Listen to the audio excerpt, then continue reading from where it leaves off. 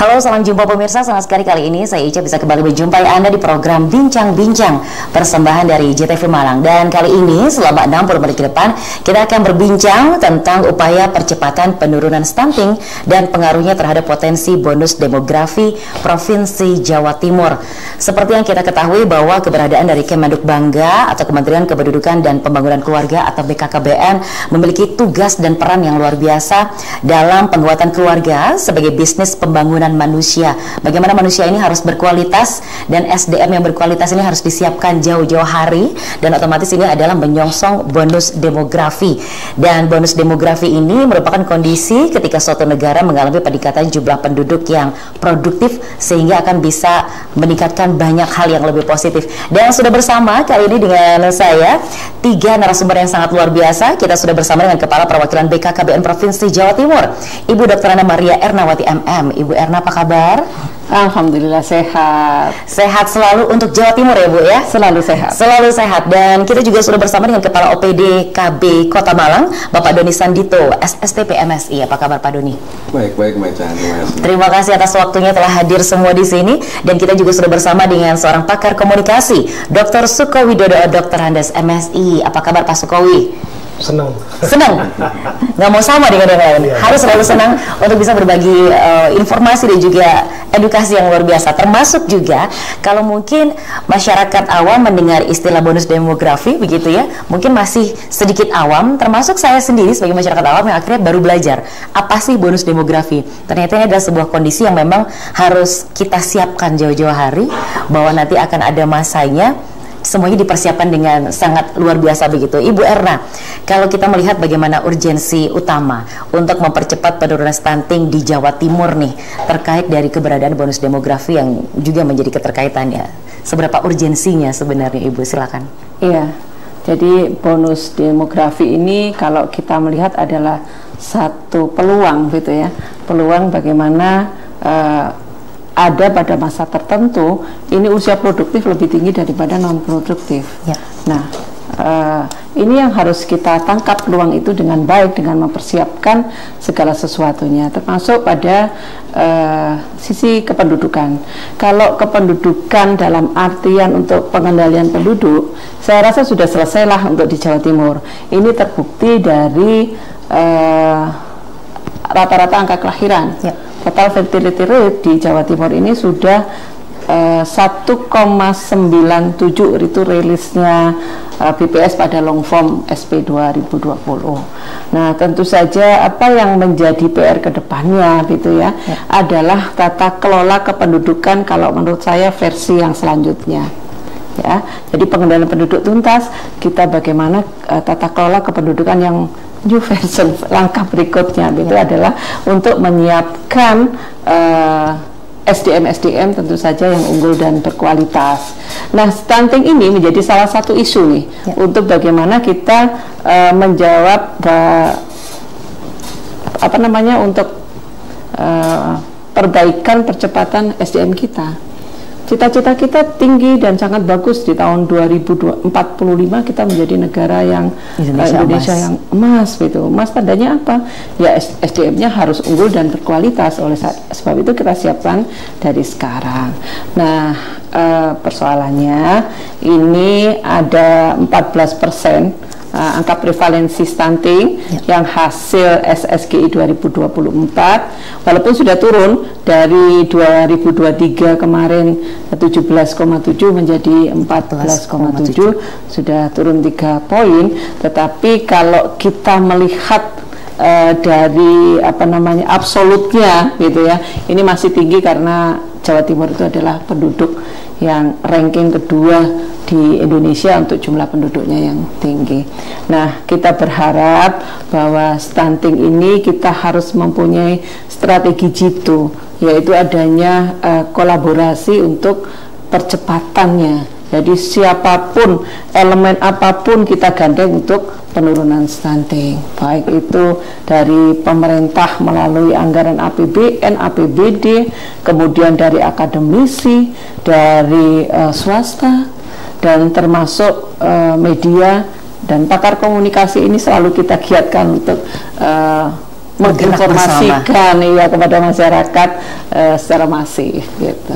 Baik, ini luar biasa sekali bagaimana kita menyiapkan bonus demografi ini disiapkan dengan sangat tepat. Ada peluang peningkatan jumlah konsumen, peningkatan jumlah tenaga kerja, kemudian juga otomatis akan berpotensi untuk meningkatkan kesejahteraan, pertumbuhan ekonomi juga akan semakin baik. Seperti yang kita ketahui bahwa Kementerian Kependudukan dan Pembangunan Keluarga atau BKKBN ini juga otomatis punya strategi ya Bu ya, strategi akselerasi bonus demografi. Seperti yang sudah diinovasikan oleh Bapak Menteri kita bahwa ada 5 quick win ini sendiri. Kalau boleh diinformasikan secara garis besar 5 quick win ini seperti apa dan mulai kapan dilaksanakan dengan target sampai kapan? Ya, betul. Jadi lembaga kita BKKBN ini sudah bertransformasi dengan pemerintahan yang baru. Pak Presiden Prabowo menjadi satu kementerian, artinya rumah kita itu jadi lebih dibesarkan gitu, jadi Kementerian Kependudukan dan Pembangunan Keluarga / BKKBN. Nah sebenarnya tupoksi kita itu mengamanahkan hanya ada 2, kependudukan dan pembangunan keluarga. Nah tentu saja dalam merealisasikan apa yang menjadi visi dan misi kita, ini ada satu akselerasi dari kementerian kami, yaitu melalui quick win.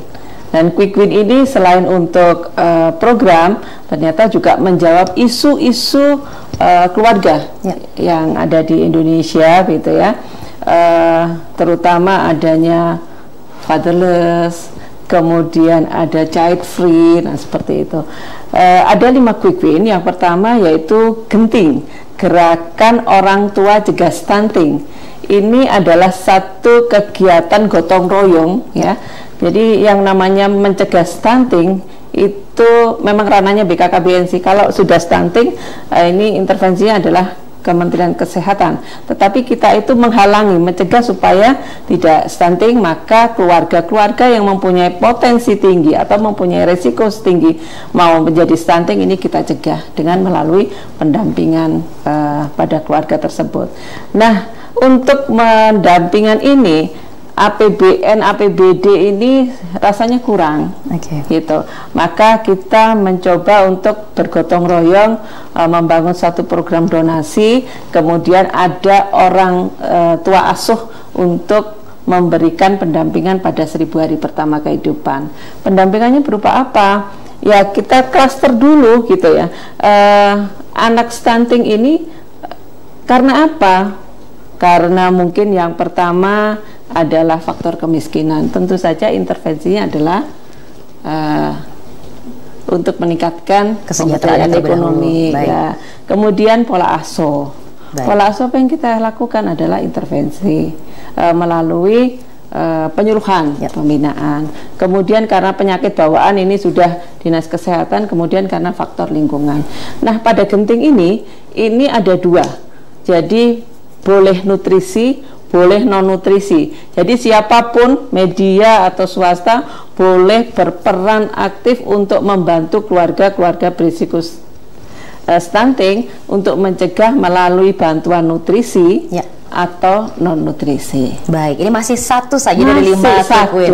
Ini masih banyak sekali begitu. Kita beralih ke Pak Doni nih, bahwa kalau kita melihat dari prevalensi stunting di Jawa Timur 14,7, ternyata Kota Malang di data yang didapatkan dari survei status gizi Indonesia ini sampai dengan 22,8%. Seperti apa gerakan yang harus dijadikan langkah strategis? Silakan. Ya, terima kasih.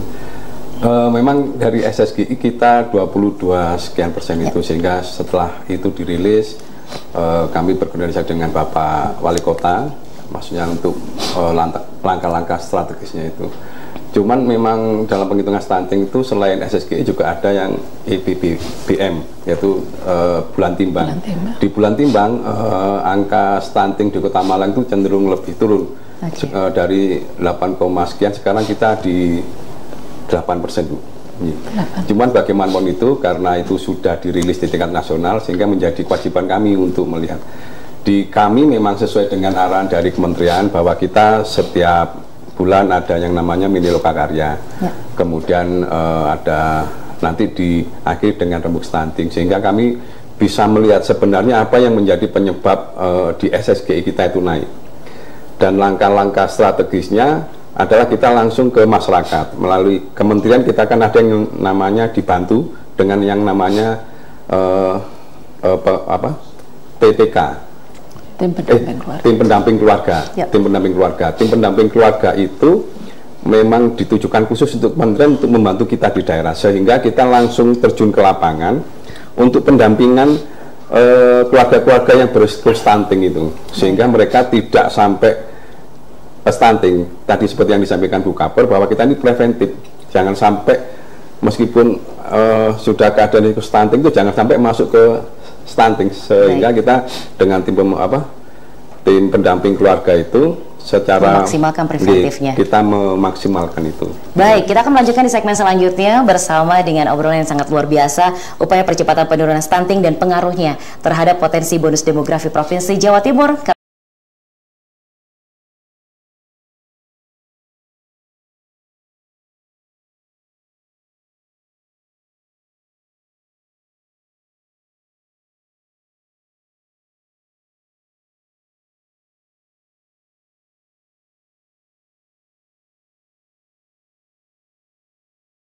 Bersama dengan kami di program Bincang-Bincang persembahan dari JTV Malang. Kita masih bersama dengan Kepala BKKBN Provinsi Jawa Timur, masih juga bersama dengan Kepala OPD KB Kota Malang, dan juga seorang pakar komunikasi yang akan menginformasikan tentang bagaimana upaya percepatan penurunan stunting dan pengaruhnya terhadap potensi bonus demografi Provinsi Jawa Timur. PR Jawa Timur juga sangat luar biasa begitu ya Bu Erna ya. Tadi kalau Malang sudah menyatakan bahwa dari data yang bulan timbang memang sudah mendapatkan 8%, tapi akan terus digali begitu ya, bagaimana upaya preventif akan lebih dimaksimalkan untuk Kota Malang. Kita kembali ke quick win ini kembali Ibu, bahwa ini adalah tugas dari Kemenduk Bangga dan juga BKKBN begitu ya, untuk bisa kita share kepada masyarakat apa saja sih yang harus disiapkan begitu dari 5 quick win ini. Silakan. Iya, baik. Tadi ada quick win genting, kemudian ada yang namanya GATI. GATI itu gerakan ayah teladan Indonesia gitu. Ini sebenarnya menjawab sedikit persoalan tentang fatherless, di mana ada data itu bahwa harusnya anak-anak ini diasuh oleh ayah gitu.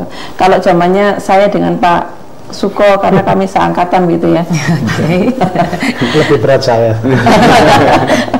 Jadi yang namanya pola pengasuhan itu dulu ada dibagi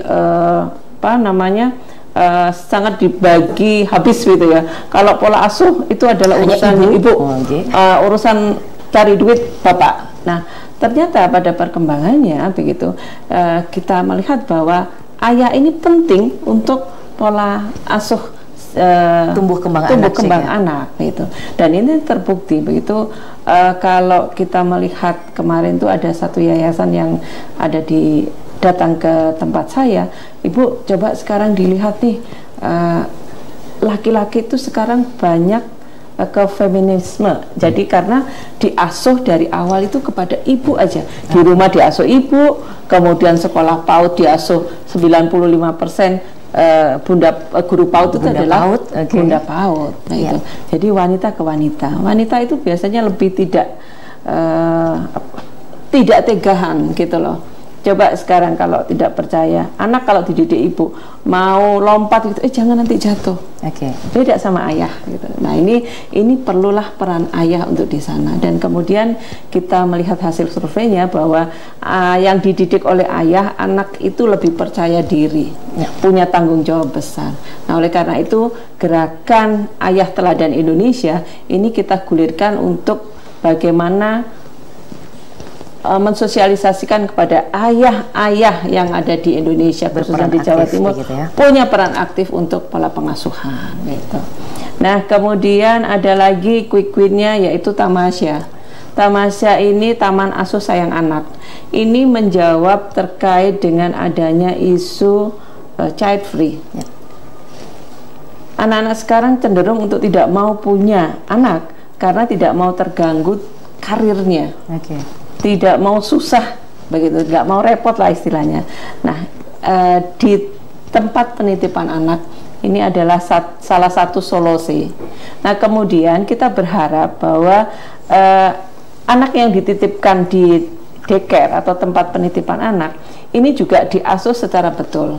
Oleh karena itu kami Kemenduk Bangga dan BKKBN ini mempunyai program untuk memberikan pelatihan kepada pengasuh-pengasuhnya supaya paham terkait dengan pola asuh dan tumbuh kembang anak. Akan ada standarisasi yang disamakan begitu di Iya, seluruh Indonesia begitu ya. Nanti distandarisasi dan outputnya adalah adanya sertifikat pada pengasuh-pengasuh, dan harapannya semua pengasuh yang ada di daycare itu tersertifikasi. Baik, luar biasa sekali. Ini masih beberapa yang disampaikan begitu dari Mbak Queen, karena tentunya ini menjadi banyak sekali program yang harus kita realisasikan bersama. Namun merealisasikannya otomatis memang banyak PR-nya, termasuk juga bagaimana pola komunikasi yang tepat begitu. Nah, Pak Sukowi sebagai pakar komunikasi nih, yang otomatis juga harus memberikan strategi-strategi sebenarnya untuk bisa mengefektifkan program pemerintah dari Kemenduk Bangga ini sendiri BKKBN,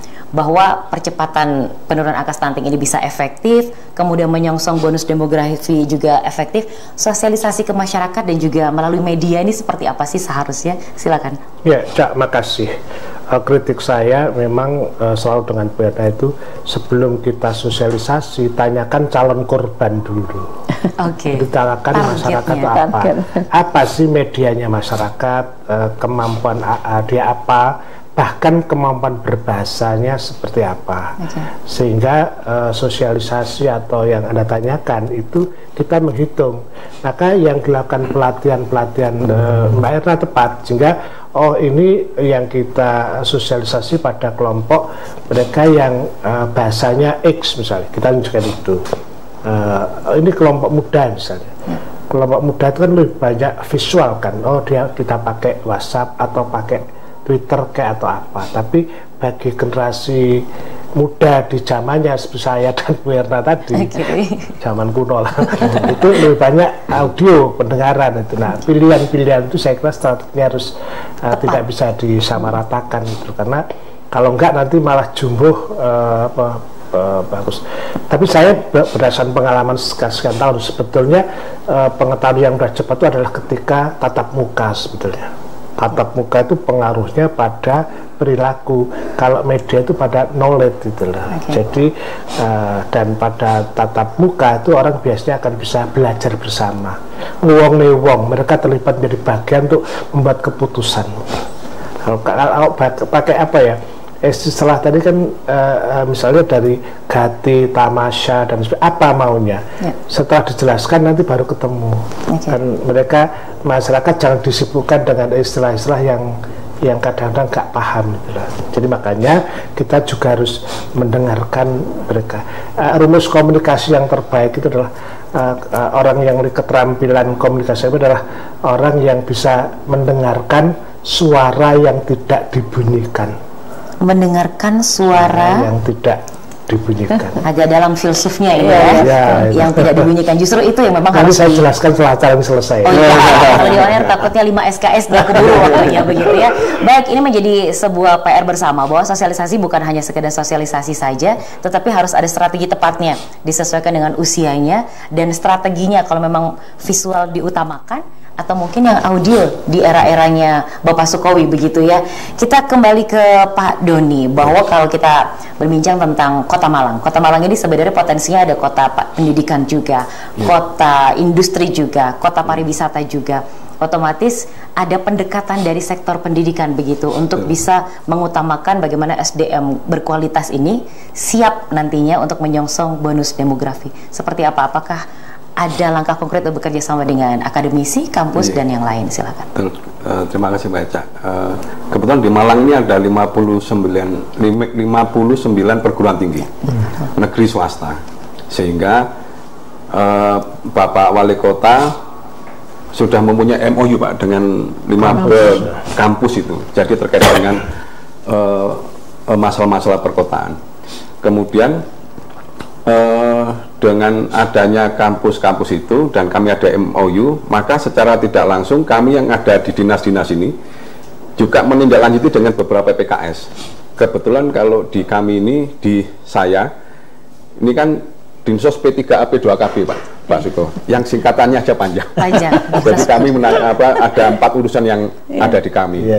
Dan itu memang secara tidak langsung saling berkaitan, Pak. Dan sesuai dengan dasar bakti Bapak Wali Kota itu, yang terkait dengan kami itu 1 ngalam ngopeni, 2 ngalam tahes, Pak. Ngalam tahes itu malam sehat, kalau malangan kan dibalik. Yang salah satunya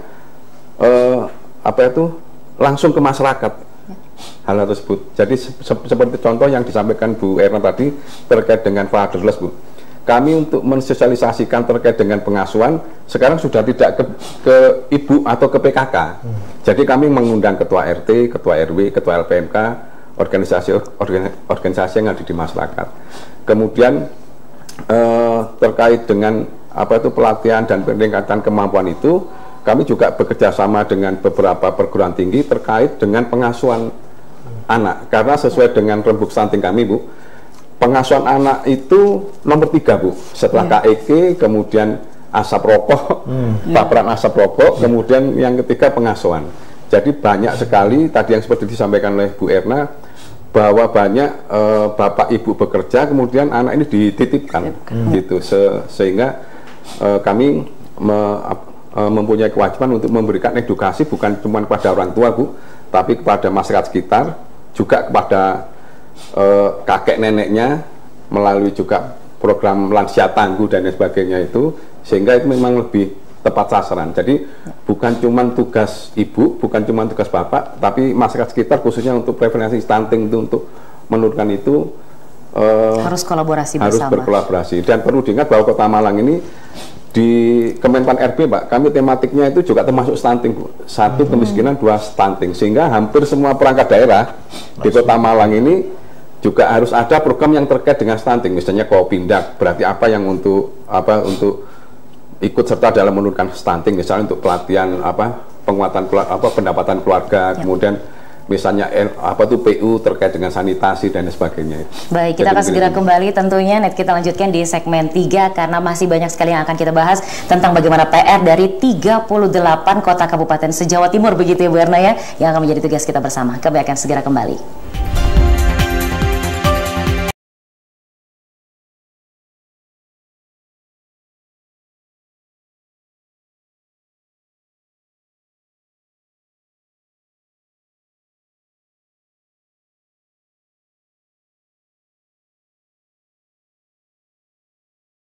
Baik pemirsa, kita masih bersama dengan Kepala Perwakilan BKKBN Provinsi Jawa Timur bersama dengan Kepala OPD KB Kota Malang dan juga pakar komunikasi yang akan terus memperbincangkan tentang bagaimana upaya percepatan penurunan stunting dan pengaruhnya terhadap potensi bonus demografi Provinsi Jawa Timur.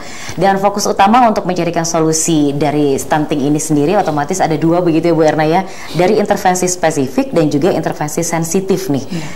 Otomatis ada yang sudah direalisasikan oleh pemerintah dan sudah mulai banyak caranya, begitu ya. Salah satunya adalah MBG dari intervensi spesifik ini sendiri. Silakan, seperti apa di Jawa Timur? Iya, jadi pemirsa JTV tentu saja bahwa pada perkembangannya makan bergizi gratis yang dulu kita tahu bahwa itu adalah untuk anak sekolah gitu. Ini Presiden menginstruksikan di awal tahun 2025 kita wajib untuk 10% dari MBG tersebut adalah untuk sasaran B3 istilah kami. Sasaran B3 itu adalah yang pertama untuk ibu hamil, yang kedua adalah untuk ibu menyusui, dan yang ketiga adalah untuk balita yang non PAUD. Maka diberikan makanan bergizi gratis dalam upaya untuk mencegah stunting. Nah ini di kami di dapurnya Badan Gizi Nasional gitu ya. Ini kami sudah berkoordinasi dengan BGN Perwakilan Jawa Timur. Ini sudah ada yang sedang berproses untuk melaksanakan makan bergizi gratis untuk sasaran B3 tadi. Gitu. Nah, apa perannya Kemenduk Bangga dan BKKBN? Karena kami itu ada data pendataan keluarga yang dilaksanakan 5 tahun sekali, setiap tahunnya diupdate dan diverifikasi, maka penyediaan data, ini loh data-datanya orang yang berisiko stunting dengan sasaran B3, pelaksanaannya tetap pada Badan Gizi Nasional melalui SPBG. Baik, itu adalah dari intervensi spesifik begitu ya, bagaimana pemberian gizi yang tepat dan juga edukasi tentang gizi seimbang yang tepat. Ada intervensi sensitif juga begitu. Ini seperti apa? Apakah ini juga menjadi tugas Kemenduk Bangga untuk bisa memaksimalkan dari penurunan stunting ini sendiri? Iya. Jadi kalau kita mengklaster atau memetakan faktor stunting itu karena kemiskinan atau karena pola asuh atau karena penyakit bawaan atau karena lingkungan. Nah, maka tentu saja kalau kita sudah ada data tersebut, tentu saja intervensinya untuk yang karena air minumnya tidak tercukupi dengan air yang bersih, kita berikan solusinya, kita bekerja sama dengan lembaga-lembaga terkait, termasuk atau karena sanitasinya rumah tidak layak huni, maka PUPR sudah luar biasa sekali, sudah bekerja sama dengan kita untuk meminta data-data keluarga berisiko stunting. Beliau yang mengintervensi untuk rumah layak huni. Seperti itu. Baik, banyak yang memang menjadi tugas bersama begitu ya, bukan hanya sekedar Kemenduk Bangga saja, tetapi lintas sektor semuanya harus kerja bareng nih. Sanitasi harus ada juga, kemudian juga pembangunan dari fasilitas dari PUPR juga bersama, termasuk juga keberadaan dari seorang pakar komunikasi yang tidak bisa kita lepaskan dalam proses sosialisasi dan mengedukasi masyarakat. Kalau kita melihat nih Pak Sukowi, bahwa tadi Kota Malang memang kan memiliki potensi yang luar biasa dari kota pendidikan begitu ya, dan juga kota pariwisata. Cara untuk bisa mengoptimalkan integrasi 3 sektor ini sehingga bonus demografi ini bisa siap kita songsong dengan baik, seperti apa sih sebenarnya? Iya, Malang ini kota yang hebat ya, secara modal sosialnya bagus, kemudian infrastrukturnya juga bagus, meskipun ada problem. Mereka yang udah datang kan penduduknya tingkat migrasinya kan cukup tinggi gitu. Tapi saya kira memang kehadiran 50 perguruan tinggi itu yang kemudian harus diperankan jadi bagian dari, kan kami kan kalau kampus kan punya 3 fungsi kan, pendidikan, penelitian, dan pengabdian masyarakat. Setidaknya pada posisi ketiga itu yang mestinya harus dilibatkan betul. Jadi ini juga melink juga ya bagi kampus-kampus juga, jangan menjadi menara gading, bantu Pak Doni Donsan ini. Biar Pak Donsan dan Pak Wali Kota nggak sendirian. Kampus kan menikmati Malang yang dingin, fasilitas itu. Nah, sebuah kota itu memang dirancang untuk teamwork ya. Bu Erna itu pinter ya, ngeret kebersamaan itu. Konsepnya sekarang tuh kolaborasi. Nggak bisa jalan sendiri karena saling terkait. Misalnya kalau ada stunting, pasti tetangganya direpotkan nanti karena orang tuanya sibuk ngurusi cari ngepeni anak, tidak dapat duit. Maka memang harus ada hidup bertetangga, itu menjadi penting. Jadi jangan menjadi egois dalam konteks hidup bersama itu, dan itu filosofinya pasti ada. Hal yang kurang, cuman gini Mbak Eca, di tengah-tengah ini ya arus informasi yang berlebih itu ya, kami itu di asosiasi komunikasi itu mengatakan gini, Bu Erna, sekarang banyak orang saling berbincang tapi tidak berkomunikasi. Ngomong karpe dewe ceblung, ngunggah statusnya dan sebagainya. Loh, ini berisiko loh. Jadi banyak keluarga-keluarga muda yang kemudian dia kadang nggak mikir anaknya, mikir status itu. Dan itu menjadi perilaku baru begitu ya.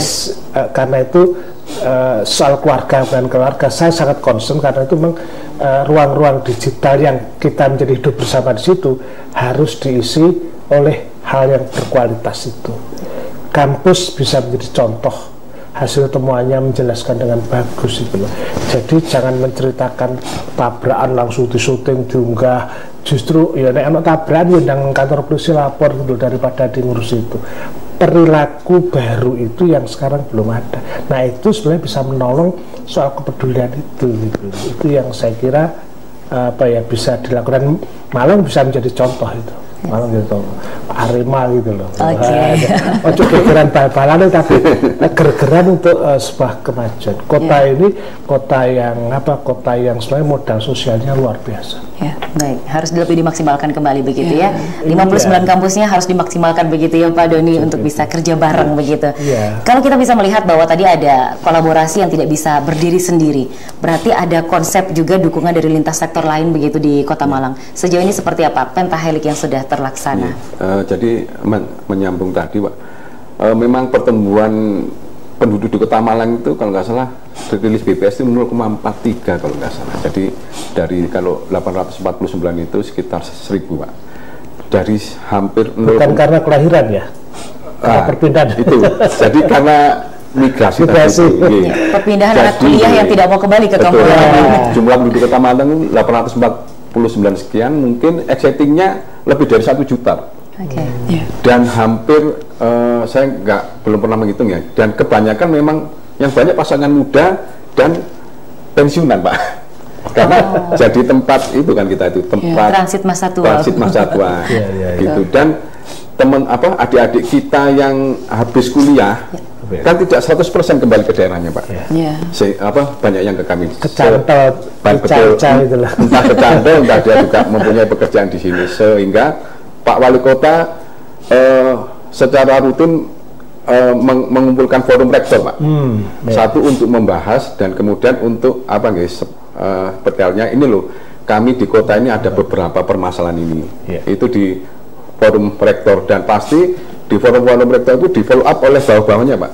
Misalnya ada, kalau dari kami ada yang namanya Satgas Perlindungan Perempuan dan Anak dan lain sebagainya, termasuk juga terkait dengan penanganan stunting ini.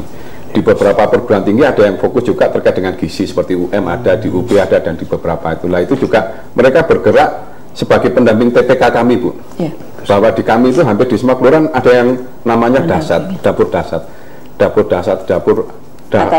atasi stunting dengan berbagai macam bentuknya Pak. Ada yang di Saus Jajar itu seperti Gojek Bu, jadi dikirim dan sebagainya. Lah dari mana?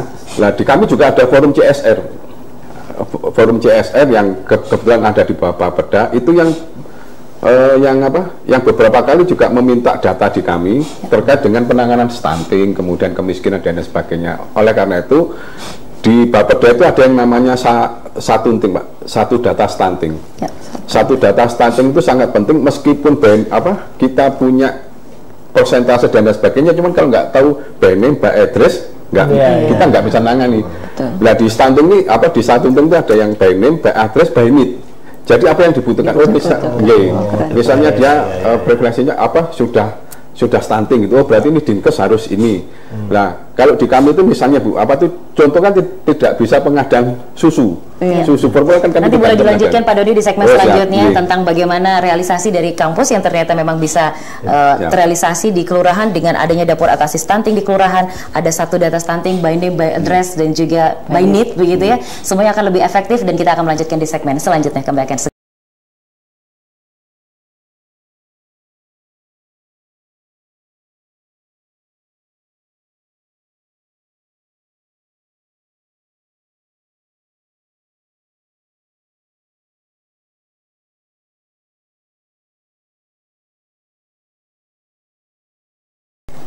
Terima kasih pemirsa, Anda masih bersama dengan kami dari studio JTV Malang. Kita juga tentunya masih membahas tentang upaya percepatan penurunan stunting dan pengaruhnya terhadap potensi bonus demografi Provinsi Jawa Timur.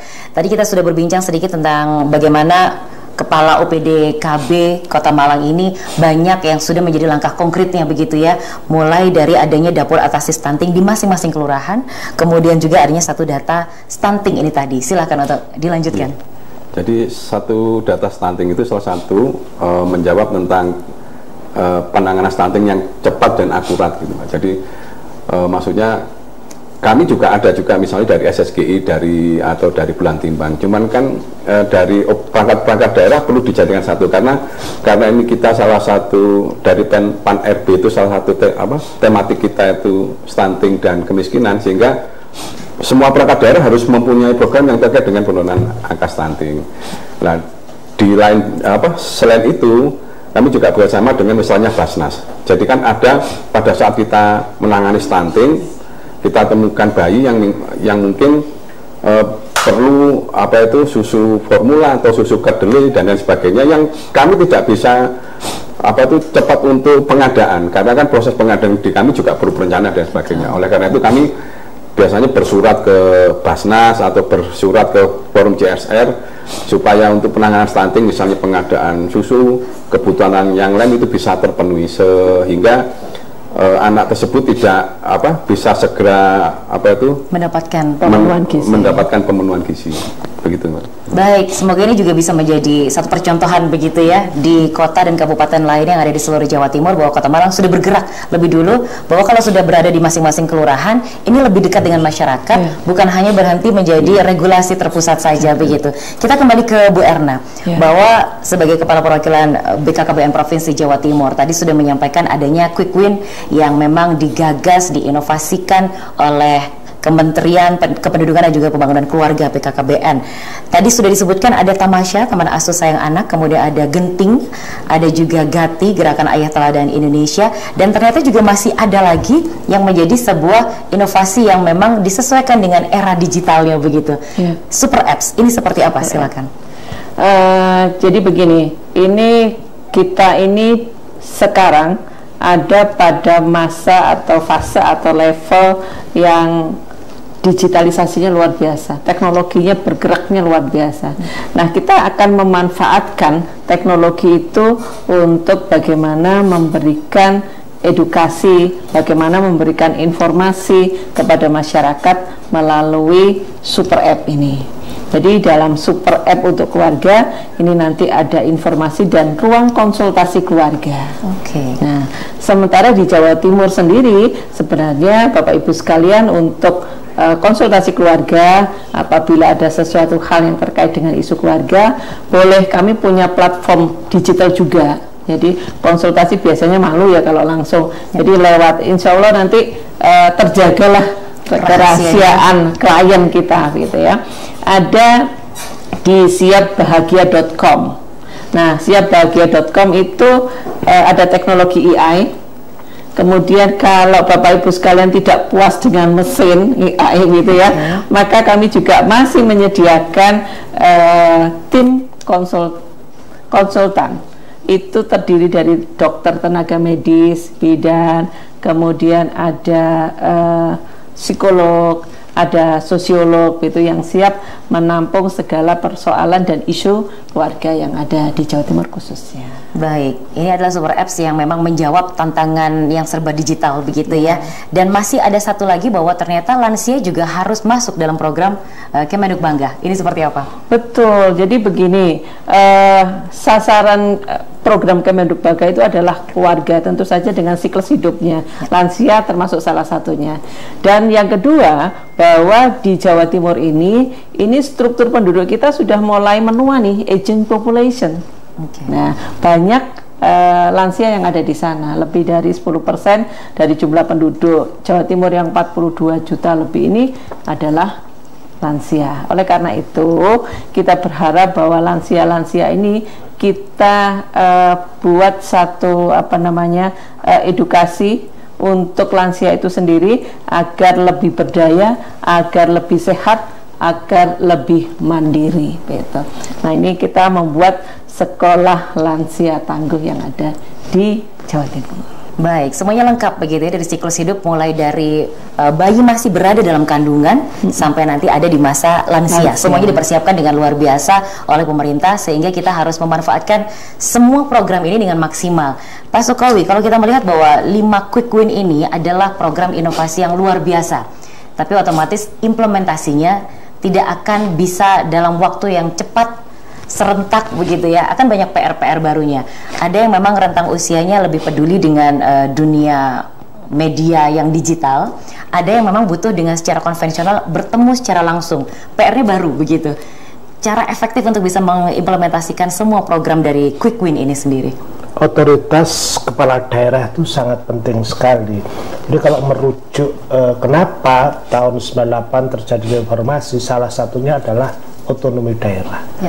Malang adalah contoh bagaimana kewenangan implementatif itu diserahkan pada lurah di lapangan, karena mereka yang menjadi eksekutor gitu loh.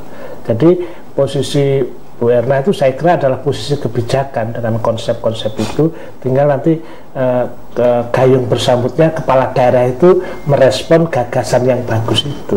Saya kira yang dilakukan di BKKBN kan sudah dengan uji coba, dengan kajian para orang-orang cerdik pandai, dan tinggal nanti kota masing-masing itu yang didorong untuk melakukan. Bahkan saya Mbak Eca membayangkan bahwa ada kewajiban-kewajiban sosial bagi seorang warga negara, misalnya belajar di negara-negara maju ya, itu ada forum-forum di mana masyarakat diwajibkan melakukan itu. Taruh misalnya ketika di Amerika atau di Korea Selatan itu wajib militer.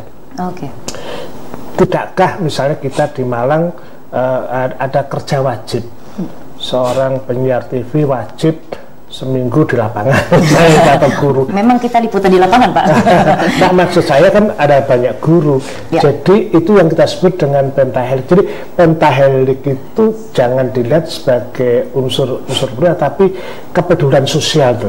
Makanya konsepnya kan tidak bisa. Loh, Pak Doni ya koplak ngadepi sak menembane tak melibatkan dinas itu lah. Itu penerjemahan itu. Saya kira Bu Erna, Malang bisa menjadi contoh ya bagaimana otoritas 50 kampus itu gitu loh. Jadi Anda jangan diuntungkan dan menikmati sendiri kota ini.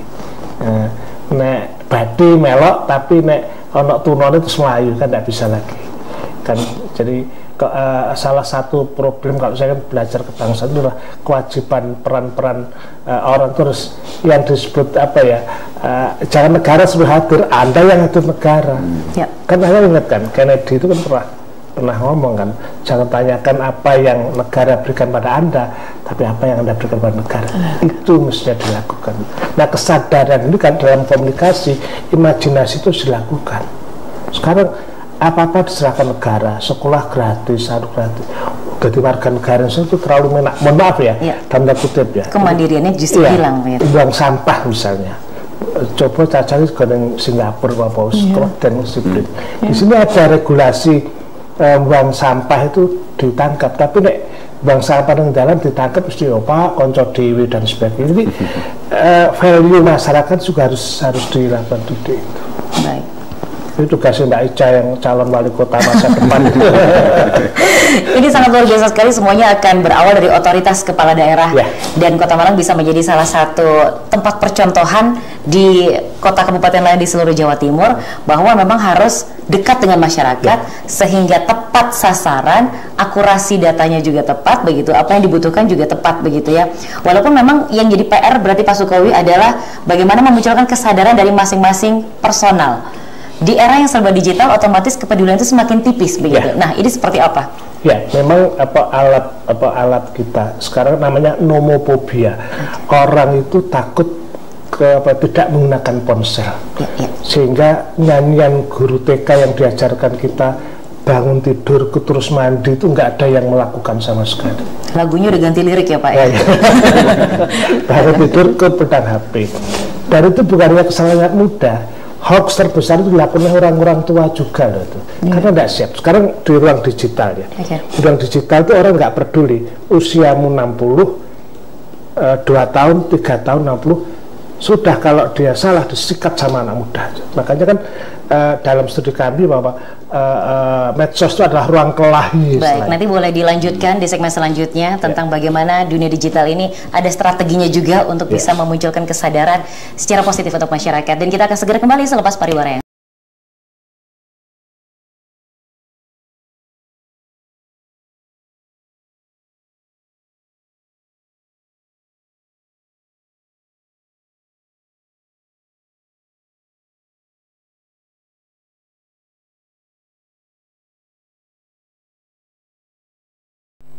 Baik, masih dari studio JTV Malang, kita juga masih berbincang tentang upaya percepatan penurunan stunting dan juga pengaruhnya terhadap potensi bonus demografi Provinsi Jawa Timur. Kita masih bersama dengan Kepala BKKBN Jatim, bersama dengan Kepala OPD KB Kota Malang dan juga pakar komunikasi Bapak Sukowi, yang tadi juga sudah menyatakan bahwa ruang digital ini tempat yang efektif untuk bisa mensosialisasikan beragam program pemerintah, tetapi juga di situ banyak hal yang ambigu, manipulatif dan banyak hal lainnya begitu. Dan juga memunculkan kesadaran masyarakat di era yang serba digital nih. Silakan Pak Sukowi dilanjutkan. Ya, sebetulnya tidak mengatakan efektif juga harus diuji ya, tapi terjadi anomali di dalam sistem digital kita. Hampir semua orang sekarang punya promo. Semua perusahaan, apakah dia dalam bidang agama, olahraga, jualan barang, sampai pada politik, sehingga orang kemudian mengalami distraksi itu perhatiannya kacau, Mbak.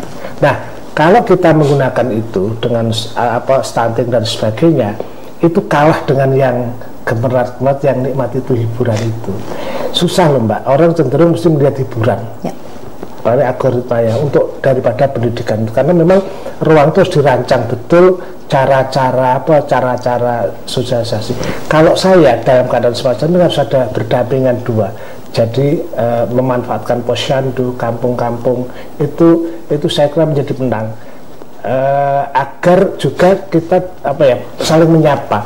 Kelemahan kita sekarang adalah kita dijauhkan dari tetangga, tetangga itu, jaringan tetangga. Dan survei buktikan Australia, Finlandia, Belanda mulai gagal juga ketika lalu mengandalkan, mereka malah sudah mundur, sudah kurang itu ya. Jadi mereka kalau sesuatu namanya back to pen, kembali ke pulpen, mereka diajari itu mungkin menjadi pelajaran. Jadi sedang berproses itu, tapi menurut saya kalau toh kita menggunakan medsos tadi maka harus dirancang sungguh-sungguh, dicek apakah efektif atau tidak. Jadi ya kita ya bersabar juga, kita uji apakah, karena ruang digital itu juga menjadi ruang permusuhan yang luar biasa loh. Permusuhan. Jadi hati-hati menggunakan digital. Karena itu saya selalu berpesan, ruang digital itu adalah ketahuilah yang Anda sampaikan, bukan menyampaikan semua yang Anda ketahui, karena yang Anda ketahui belum tentu bermanfaat bagi orang lain. Baik, bagaimana memfilter diri sendiri untuk bisa share apapun informasinya, begitu ya. Baik, kita kembali ke Bu Erna, bahwa PR besar adalah dari Kemenduk Bangga BKKBN ini melaksanakan adanya 5 quick win, begitu ya. Di antaranya ada Taman Asuh Sayang Anak, Gerakan Orang Tua Asuh Cegah Stunting, Gerakan Ayah Teladan Indonesia, Super Apps tentang konsultasi keluarga, sampai dengan lansia berdaya. Sejauh ini seperti apa yang telah terlaksana, monitoringnya dan evaluasi yang akan terus terlaksana untuk Indonesia? Baik. Jadi kalau di Jawa Timur implementasi dari 5 quick win ini alhamdulillah. Jadi pemerintah daerah 38 kabupaten kota termasuk kota Surabaya ini sudah mengimplementasikan, dan seperti gayung bersambut begitu ya. Kalau kami ini mengeluarkan tentang program dan kebijakan, eksekusinya adalah di pemerintah daerah, dan alhamdulillah seperti kemarin saat di kementerian kami mengeluarkan satu instruksi untuk Gati gitu ya, mengantar anak sekolah, ayah mengantar anak sekolah pada hari pertama masuk sekolah, ini disambut baik, luar biasa se-Indonesia dan Jawa Timur ini luar biasa semua. Bahkan kepala daerah, ada kepala daerah yang memang mengantar khusus, jadi mengantar putranya pada masuk sekolah di hari pertama. Ini sudah menunjukkan satu indikasi bahwa adanya kesambutan oleh pemerintah daerah di tingkat kabupaten kota begitu. Nah, kemudian karena kami ini adalah bertugas untuk membangun keluarga, tentu saja yang kita inginkan ke depannya bahwa keluarga-keluarga terkhusus di Jawa Timur yang jumlahnya ini hampir 14 juta keluarga ini memahami terkait dengan peran keluarga. Nah, kalau semua sudah paham terkait dengan peran dan fungsi keluarga, maka sebenarnya permasalahan apapun ini bisa diatasi dari hal kecil, dimulai dari keluarga. Baik, semuanya akan dikuatkan dari keluarga, begitu ya. Mulai anak di dalam kandungan sampai lahir, sampai di pola asuhnya, tumbuh kembangnya dan segala macamnya. Untuk monitoring dan evaluasi dari pelaksanaan programnya seperti apa, Ibu?